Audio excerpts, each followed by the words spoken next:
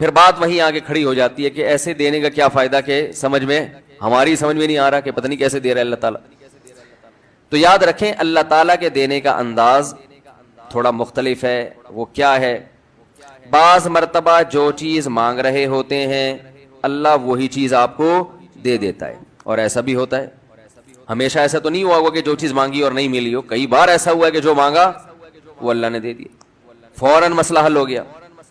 بعض دفعہ بلکہ اس سے بھی پہلے کا اسٹیپ, بسا اوقات تو آپ دعا مانگ ہی نہیں رہے ہوتے, آپ اس کو دعا سمجھ رہے ہوتے ہو, لہذا اس میں وہ جان ہوتی نہیں ہے, تو قبولیت کا پھر سوال ہی پیدا نہیں ہوتا. آپ دعا پڑھ رہے ہوتے ہو, مانگ رہے نہیں ہوتے. تو اللہ نے تو دعائیں قبول کرنے کا کہا ہے, دعائیں پڑھنے پر کہا ہو, وعدہ کیا ہو, ایسا ہمارے علم میں کوئی حدیث نہیں ہے.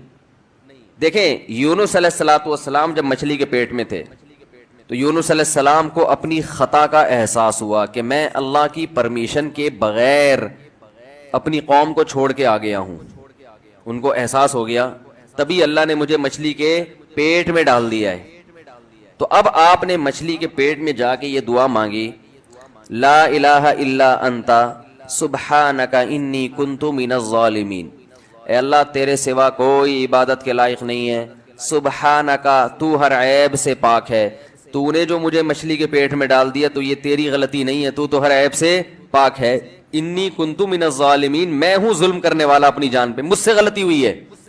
اللہ تعالیٰ کو آپ کا یہ مانگنا اتنا پسند آیا کہ مچھلی کو حکم دیا کہ ان کو ساحل پر اگل دو.